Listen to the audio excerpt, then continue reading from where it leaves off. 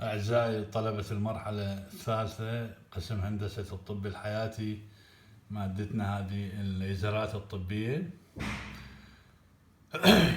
In this lecture we have to go to an introduction which is define the term laser, which is originated from the light amplification by stimulated emission of radiation. And you can see here laser is a device that generates light by a process called stimulated emission.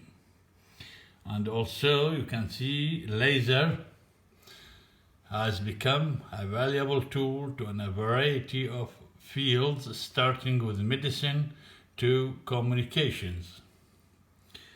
Also, laser produce a highly directional and high intensity beam with a narrow frequency range that available from common types of light beam sources.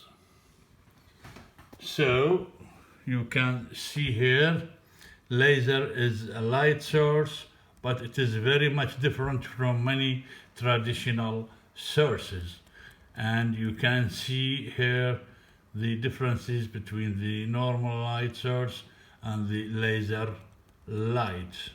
And laser are more widely used as a high power electromagnetic beam rather than a light beam.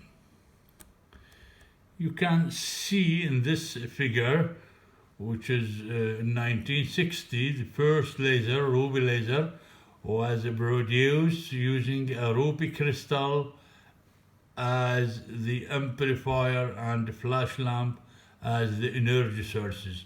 And you can see from this figure, so we have a power supply, a reflective cylinder, and high intensity flash lamp, and a ruby rod, also trigger electrode, and 100% reflective mirror and a 95% reflective mirror also on the other side.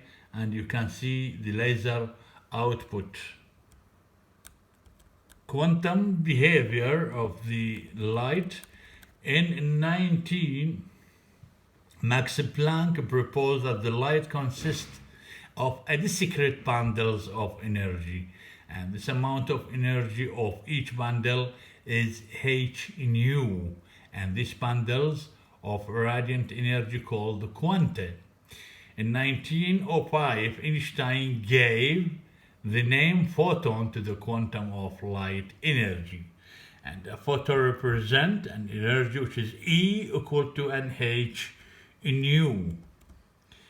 And in general, you can find here some examples, which is easy examples just to deal with the carbon dioxide laser and the other helium neon laser, which actually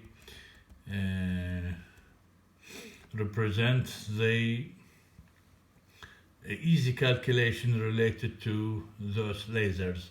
The energy levels, you can find the energy levels, which is actually cannot take arbitrary values but must be multiples of photon energy h nu, which is established that an electron, an atom, cannot have arbitrary amount of energy, but they take only discrete energies.